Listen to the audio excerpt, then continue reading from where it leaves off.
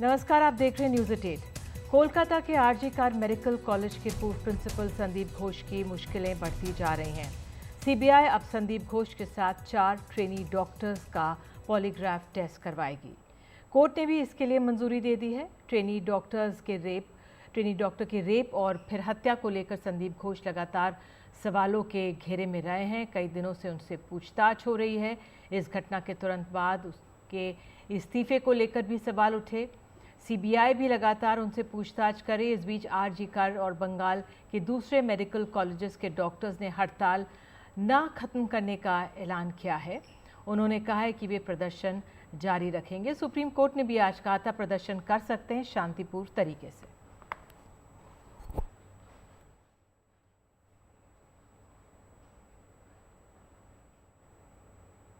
आखिर क्यों CBI polygraph test कराना चाहती है, इसको समझना ज़रूरी है।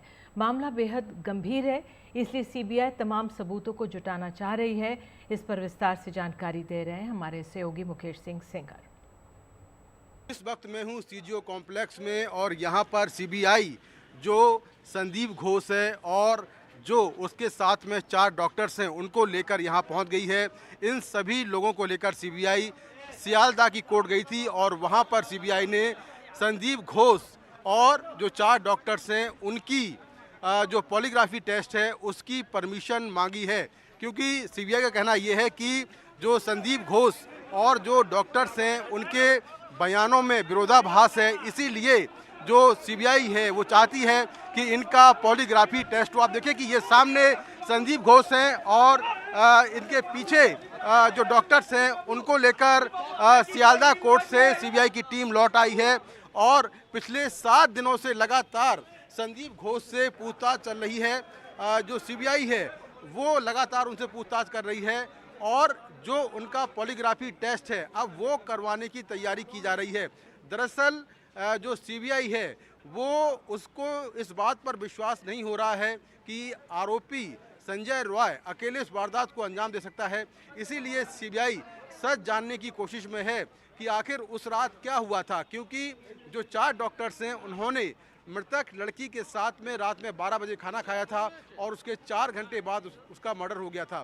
तो इन 4 दोस्तों को उसके बारे में क्या मालूम है, क्या बातचीत हुई थी और जो संदीप घोष है उसको लेकर जो तमाम बातें सामने आ रही कि उसने जो क्राइम सीन है वो डिस्ट्रॉय किया, जो लड़की घर वाले हैं उनसे झूठ बोला और ये बताया गया कि लड़की ने आत्महत्या की है। तो 7 दिनों की पूछताछ के बाद भी सीबीआई अभी संतुष्ट नहीं है संदीप घोष के बयानों से और वो जानना चाहती है कि आखिर सच क्या है। इसीलिए 4 डॉक्टरों और संदीप घोष का जो पॉलीग्राफी टेस्ट है उस पॉलीग्राफ टेस्ट के लिए सियालदह कोर्ट में सीबीआई ने अर्जी डाल दी है और बहुत जल्दी ही इनका पॉलीग्राफ टेस्ट जो है वो हो सकता है। तो सीबीआई इस मामले में लगातार कड़ियां जोड़ रही है और सच जानने की कोशिश कर रही कि आखिर उस रात क्या हुआ था। आप देखिए कि जो संजय रॉय जो आरोपी है और जो संदीप घोष है, दोनों से ही कोलकाता के इस सीबीआई दफ्तर के अंदर लगातार पूछताछ चल रही है और इस इमारत में पहली और दूसरी मंजिल पर सीबीआई का दफ्तर है। ये सामने देखिए यहाँ पर दफ्तर है सीबीआई का और जो संदीप घोष है उसको कोर्ट से लेकर कुछ देर पहले सीबीआई दोबारा से सीबीआई दफ्तर पहुंची है। 4 डॉक्टर भी यहीं पर हैं, उनसे पूछताछ चल रही है। इसके अलावा जो संजय रॉय जो मुख्य आरोपी इस मामले का है वो भी अभी सीबीआई दफ्तर के अंदर है और सीबीआई सच जानने के लिए 4 डॉक्टरों और संदीप घोष का पॉलीग्राफी टेस्ट करवाने की तैयारी कर रही है। कोलकाता से कैमरा पर्सन जीडी शंकर के साथ मैं मुकेश सिंह सेंगर, एनडीटीवी इंडिया। कोलकाता के इस मामले की जांच में सामने आए कि आरोपी संजय रॉय अति कामुकता से ग्रस्त है।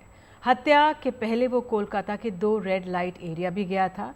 इस मामले में अब कॉलेज के पूर्व प्रिंसिपल संदीप घोष पर गिरफ्तारी की तलवार लटक रही है।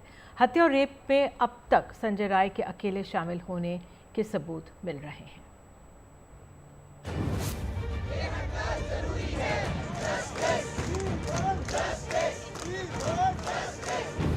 कोलकाता कांड के आरोपी संजय रॉय के बारे में कई चौंकाने वाले खुलासे हुए हैं।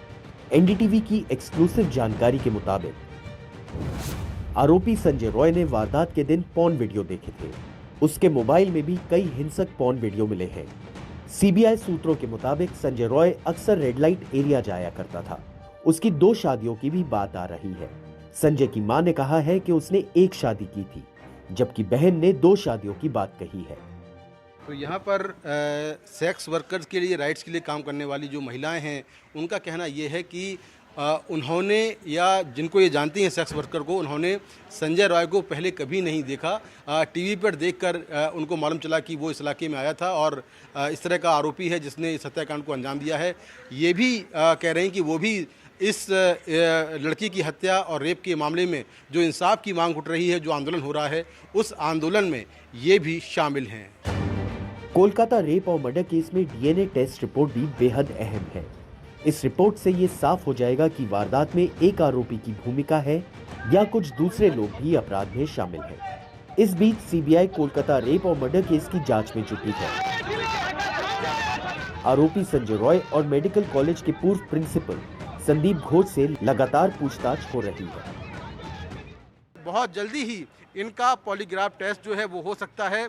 तो सीबीआई इस मामले में लगातार कड़ियां जोड़ रही है और सच जानने की कोशिश कर रही कि आखिर उस रात क्या हुआ था। आप देखिए कि जो संजय रॉय जो आरोपी है और जो संदीप घोष है, दोनों से ही कोलकाता के इस सीबीआई दफ्तर के अंदर लगातार पूछताछ चल रही है। और इस इमारत में पहली और दूसरी मंजिल पर सीबीआई का दफ्तर है। ये सामने देखिए, यहाँ पर दफ्तर है सीबीआई का, और जो संदीप घोष है उसको कोर्ट से लेकर कुछ देर पहले सीबीआई दोबारा से सीबीआई दफ्तर पहुंची है। 4 डॉक्टर भी यहीं पर हैं, उनसे पूछताछ चल रही है। इसके अलावा जो संजय रॉय जो मुख्य आरोपी इस मामले का है, वो भी अभी सीबीआई दफ्तर के अंदर है और सीबीआई सच जानने के लिए 4 डॉक्टरों और संदीप घोष का पॉलीग्राफी टेस्ट करवाने की तैयारी कर रही है। कोलकाता से कैमरा पर्सन जीडी शंकर के साथ मैं मुकेश सिंह सेंगर, एनडीटीवी इंडिया।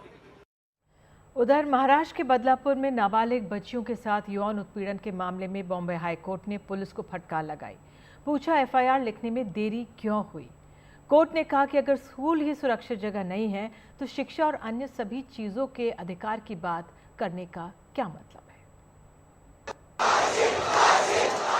बदलापुर घटना पर हाईकोर्ट ने कल संज्ञान लेते हुए याचिका दायर की थी, जिस पर गुरुवार को पहली सुनवाई हुई।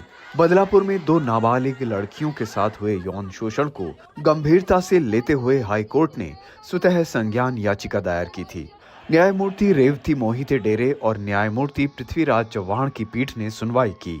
सुनवाई के दौरान बॉम्बे हाईकोर्ट ने काफी सवाल उठाए, वहीं बदलापुर पुलिस को भी आड़े हाथों लिया। कोर्ट ने पुलिस से पूछा कि अगर इस मामले के बारे में स्कूल को पता था तो स्कूल पर अभी तक कोई कार्रवाई क्यों नहीं की गई है। कोर्ट ने पूछा कि हम जानना चाहते हैं कि जब एसआईटी बनी और जांच सौंपी गई तो बदलापुर पुलिस ने पूरा रिकॉर्ड एसआईटी को क्यों नहीं सौंपा। अभी तक क्यों इस मामले में दूसरी बच्ची का बयान दर्ज नहीं किया गया है। उसके पिता का बयान बुधवार रात 2 बजे क्यों दर्ज किया गया। ये बहुत गंभीर अपराध है। 2 लड़कियों के साथ यौन उत्पीड़न हुआ, पुलिस मामले को गंभीरता से कैसे नहीं लेती। हम जानना चाहेंगे कि आप स्कूली लड़कियों की सुरक्षा सुनिश्चित करने के लिए क्या कदम उठा रहे हैं। लड़कियों की सुरक्षा से कतई समझौता नहीं किया जा सकता। ये अब आम बात हो गई है। जब तक तीव्र विरोध न हो, मशीनरी काम नहीं करती। क्या आप ये कहना चाहते हैं कि जब तक लोग सड़कों पर नहीं उतरेंगे, जांच गंभीरता से नहीं होगी। कोर्ट ने एफआईआर की देरी के लिए भी पुलिस को आड़े हाथों लेते हुए कहा कि 13 तारीख को घटना हुई, 16 को एफआईआर और 22 तारीख को बयान रिकॉर्ड हो रहा है। ये क्या चल रहा है। अगर हमें जरा भी लगा कि मामले को दबाने की कोशिश हो रही है, हम किसी के खिलाफ एक्शन लेने से हिचकेंगे नहीं। कोर्ट ने यह भी कहा कि अगर स्कूल सुरक्षित जगह नहीं है तो शिक्षा और अन्य सभी चीजों के अधिकार की बात करने का क्या मतलब है। कोर्ट ने आगे कहा कि यहाँ तक कि 4 साल की लड़कियों को भी नहीं बख्शा जा रहा है। ये कैसी स्थिति है। ये बेहद चौंकाने वाली बात है। वहीं इस मामले में आज ठाणे पुलिस की अपराध शाखा की टीम बदलापुर स्कूल पहुंच गई है, जहां घटना हुई थी। टीम ने स्कूल परिसर से डीवीआर टेप एकत्र कर लिए हैं। वहीं इस मामले को लेकर आज हाई कोर्ट में इंटरवीन भी किया गया। जहां ये मामला एक स्कूल का है, वहीं आज इंटरवेंशन को अनुमति दी गई और इस मामले की अगली तारीख को लिखित याचिका दायर करने के लिए कहा गया। आज पहले ही जज ने क्लेरिफाई किया, ये सुमोटो पीआईएल है। हम कोई भी इंटरवीनर को अलाउ नहीं करेंगे। हमने कोर्ट को ये कहा कि ठीक है, जो बदलापुर में हुआ ये वन ऑफ इंसिडेंट्स है, बट इसका कॉज जो है, जो कि बहुत सारे रिपोर्ट्स पब्लिश्ड हैं in regards with child pornography और पॉक्सो से रिलेशन क्या है।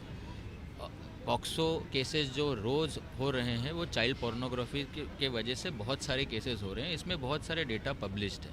तो जिस एनजीओ को मैं रिप्रेजेंट करता हूँ उस एनजीओ का एक मानना है कि ये कॉज को अगर रोका जाए तो शायद कहीं पे पॉक्सो केसेस रुकेंगे या पॉक्सो केसेस में सेंसिटाइजेशन होगा। इसलिए हम इंटरवीन करना चाहते हैं और अगले डेट पे इसी केस से रिलेटेड रिटर्न सबमिशंस हम देंगे। बॉम्बे हाईकोर्ट द्वारा दायर की गई सू मोटो याचिका की पहली सुनवाई के दौरान माननीय बॉम्बे हाईकोर्ट ने बदलापुर पुलिस पर काफी सवाल उठाए हैं।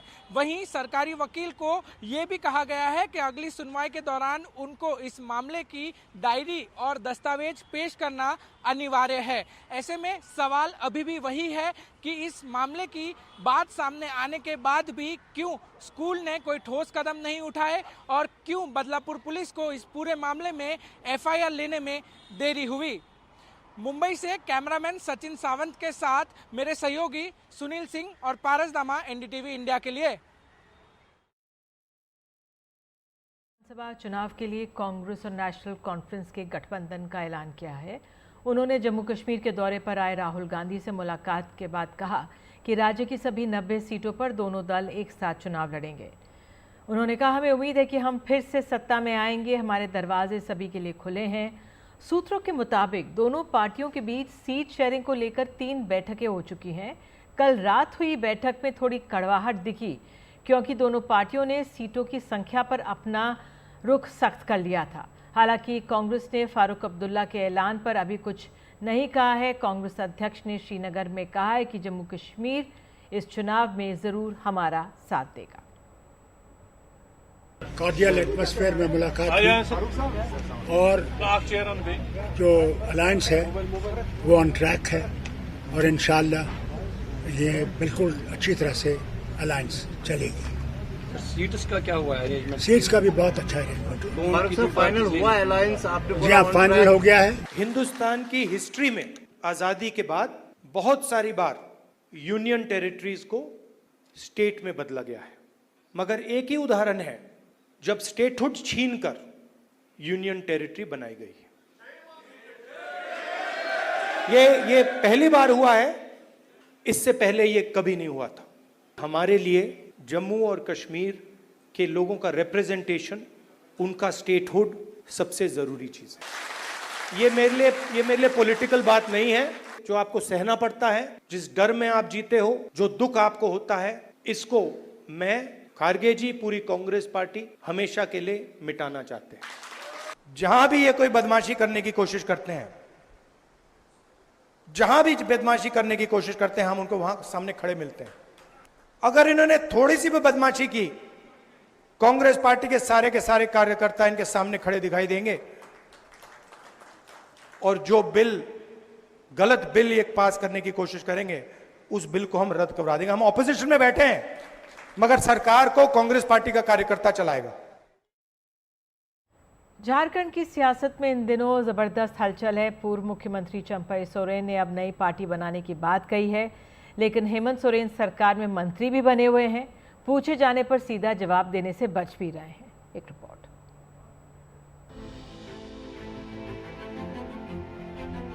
चंपई सोरेन के पास झारखंड सरकार में उच्चतर और तकनीकी शिक्षा के साथ साथ जल संसाधन मंत्रालय का भी जिम्मा है। चंपई कह रहे हैं कि अपमान हुआ, इसलिए नई पार्टी बनाने का ऐलान कर दिया। उधर मंत्री बन्ना गुप्ता ने उन्हें विभीषण बता दिया। फिर चंपई मंत्रिमंडल में कैसे है? इस सवाल का चंपई सीधा जवाब नहीं देते। अरे हमने बोल दिया था नया अध्याय शुरू कर रहे हैं, हम नया अध्याय कर रहे तो कहीं ना एक जगह ना रहेंगे, 2 जगह रहेंगे। क्या देंगे, क्या मंत्री से कब दीजिएगा? अरे उसका लिए तो समय हम बताएंगे ना आपको। इस अजीब सियासी हालत के पीछे कई वजह हो सकती है। हेमंत सोरेन नहीं चाहते कि बर्खास्त करके चंपई सोरेन के पक्ष में सहानुभूति पैदा की जाए। सरकार के मंत्री और कांग्रेस नेता बन्ना गुप्ता ने भले ही चंपई सोरेन को विभीषण कहा, लेकिन अभी तक हेमंत सोरेन ने चंपई सोरेन के खिलाफ कोई बयान नहीं दिया है। इसे चंपई सोरेन को मनाने की कोशिश के तौर पर भी देखा जा सकता है। हालांकि सूत्रों के मुताबिक अब चंपई सोरेन मानने को तैयार नहीं दिखते। नाराज क्यों चल रहे सर? कोई नाराज नहीं चल रहे हैं। उन्होंने कहा कौन बोला नाराज है यार? हमको तो नहीं बताया हो। मतलब सब ठीक है। अजीब हालत है। कह सकते हैं अपने नपे तुले अंदाज से हेमंत सोरेन ने झारखंड में दूसरी बगावत को भी फेल कर दिया है। उन्होंने चंपई सोरेन की बगावत को धीरे धीरे कुंद किया और उन 4 विधायकों को अपने पाले में लेकर आए जिन्हें चंपई सोरेन का समर्थक कहा जा रहा था। जाहिर है चारों विधायकों के हेमंत सोरेन के प्रति वफादारी दिखाने से चंपई सोरेन अकेले पड़ गए। चंपई सोरेन को लेकर पार्टी के नेताओं को भी चुप रहने के लिए कहा गया है। ऐसा पहली बार नहीं है कि हेमंत सोरेन ने पार्टी में बगावत का सामना किया हो और उससे पार पाया हो। 2 साल पहले भी उनकी सरकार खतरे में थी। यहाँ तक कि ऑफिस ऑफ प्रॉफिट के एक मामले में चुनाव आयोग की ओर से उनकी विधायकी को अयोग्य करार दिए जाने तक का अंदेशा होने लगा था। ये मामला अगस्त 2022 का था जब उनकी सरकार संकट में आ गई थी। तब उन्होंने पश्चिम बंगाल की मुख्यमंत्री ममता बनर्जी और तब के छत्तीसगढ़ के मुख्यमंत्री भूपेश बघेल की मदद ली थी। उस वक्त कोलकाता में झारखंड के 3 कांग्रेसी विधायकों को 49 लाख रुपए नकद के साथ गिरफ्तार किया गया था। कहा जाता है कि तीनों विधायक सरकार गिराने की जुगत में थे। उसके बाद हेमंत सोरेन अपने गठबंधन के 31 विधायकों के साथ रायपुर पहुंच गए और विधायकों को एक साथ रखा। पिछले 1 हफ्ते से अटकलें लग रही थी कि चंपई सोरेन बीजेपी में जा सकते हैं, लेकिन अब तक ऐसा नहीं हो सका है। अब तक बीजेपी भी चंपई सोरेन को खुले तौर पर अपनाने से झिझक रही है। इसके पीछे एक बड़ी वजह यह है कि झारखंड बीजेपी के कई नेता चंपई सोरेन को पार्टी में लाने के पक्ष में नहीं हैं। उन्हें लगता है कि बीजेपी में शामिल हो जाने के बाद चंपई सोरेन की उपयोगिता कम हो जाएगी। यही वजह है कि बीजेपी के प्रवक्ता चंपई सोरेन के प्रति सहानुभूति तो दिखा रहे हैं, लेकिन अपना पल्ला भी झाड़ रहे हैं। चंपई सोरेन प्रकरण ने झारखंड मुक्ति मोर्चा के भीतर खाने की घटिया राजनीति को पूरे तरीके से एक्सपोज कर दिया गया। चंपई सोरेन जी के जाने से कोल्हान क्षेत्र में झारखंड मुक्ति मोर्चा के लिए एक बड़ा आघात है। वैसे झारखंड बीजेपी के नेता अभी भी चंपई सोरेन के बीजेपी में शामिल होने की संभावनाओं को पूरी तरह खारिज नहीं कर रहे हैं, लेकिन उनका भी मानना है कि अब इसकी गुंजाइश कम बची है। लेकिन इतना तो लगने लगा है कि हेमंत सोरेन ने संकट को फिलहाल टाल दिया है। नई दिल्ली से प्रशांत, एनडीटीवी इंडिया। उत्तर प्रदेश में अपनी ज़मीन जायदाद का ब्यौरा ना देना उत्तर प्रदेश के सरकारी कर्मचारियों को बहुत भारी पड़ेगा। जो जानकारी नहीं देंगे उनकी तनख्वाह रुक जाएगी। कर्मचारियों को 31 अगस्त तक का समय दिया गया है कि वो मानव संपदा पोर्टल पर जानकारी डाल दें। योगी सरकार ने सरकारी कर्मचारियों को अपनी चल अचल संपत्ति का ब्यौरा देने के लिए आदेश निकाला था, लेकिन अब तक सिर्फ 26% कर्मचारियों ने जानकारी दी है। इस वक्त उत्तर प्रदेश में 17,88,429 कर्मचारी हैं। IAS और PCS के बाद अब दूसरे कर्मचारियों के लिए भी अपनी संपत्ति का ब्यौरा देना ज़रूरी कर दिया गया है। पहले 30 जून तक का वक्त दिया गया था, जिसे बाद में बढ़ाकर 31 जुलाई कर दिया गया है। ज़्यादा जानकारी दे रहे हैं हमारे सहयोगी तनिष पंजाबी। उत्तर प्रदेश सरकार ने ये डायरेक्टिव जारी किया है सारे गवर्नमेंट एम्प्लॉयज़ को बोलते हुए कि 31 अगस्त तक अपनी चल और अचल प्रॉपर्टीज़ यानी कि मूवेबल और इमूवेबल एसेट्स डिक्लेयर कर दी जाएं, वरना अगस्त की सैलरी जो है उनकी रोक दी जाएगी।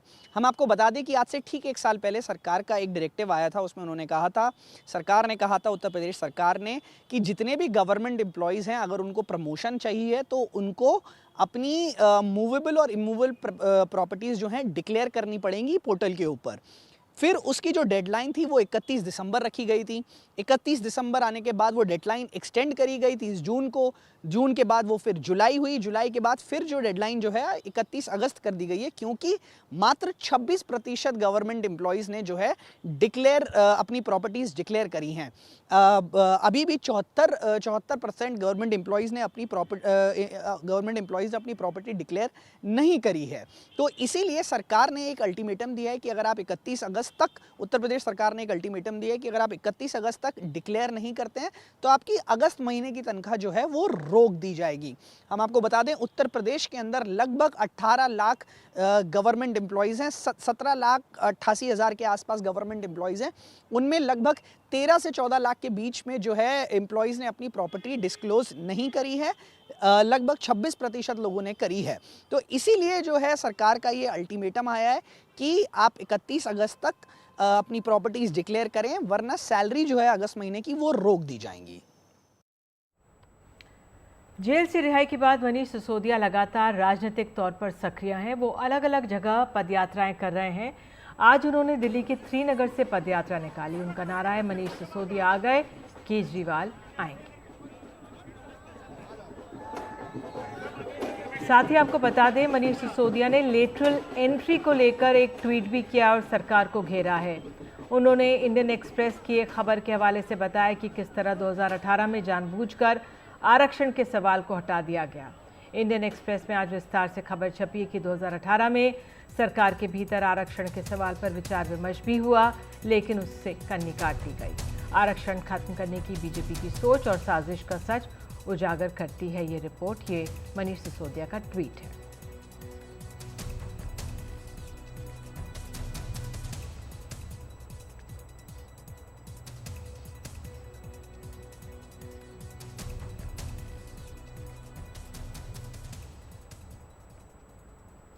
प्रधानमंत्री नरेंद्र मोदी ने आज वॉर्सो में पोलैंड के राष्ट्रपति एंड्रेज डूडा के साथ प्रतिनिधिमंडल स्तर पर वार्ता की। इससे पहले प्रधानमंत्री मोदी ने कहा है कि यूक्रेन और पश्चिम एशिया में चल रहा संघर्ष हम सभी के लिए गहरी चिंता का विषय है। भारत का ये दृढ़ विश्वास है कि किसी भी समस्या का समाधान रणभूमि में नहीं हो सकता। किसी भी संकट में मासूम लोगों की जान की हानि संपूर्ण मानवता के लिए सबसे बड़ी चुनौती बन गई है। हम शांति और स्थिरता की जल्द से जल्द बहाली के लिए संवाद और कूटनीति का समर्थन करते हैं।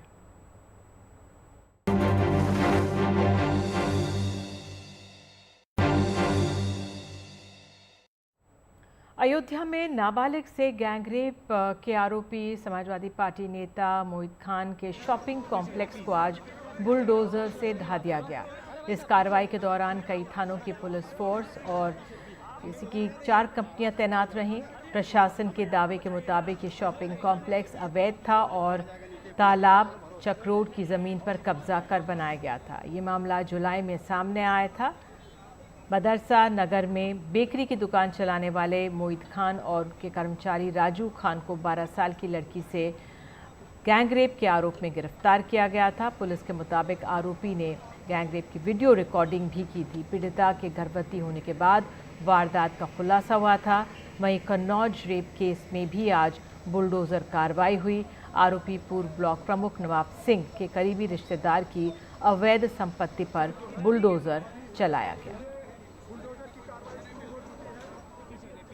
और इसी के साथ न्यूज़ 8 में इतना ही। नई खबरों का सिलसिला NDTV इंडिया पर जारी रहेगा। हमारे साथ होंगी नगमा। तब तक के लिए नमस्कार।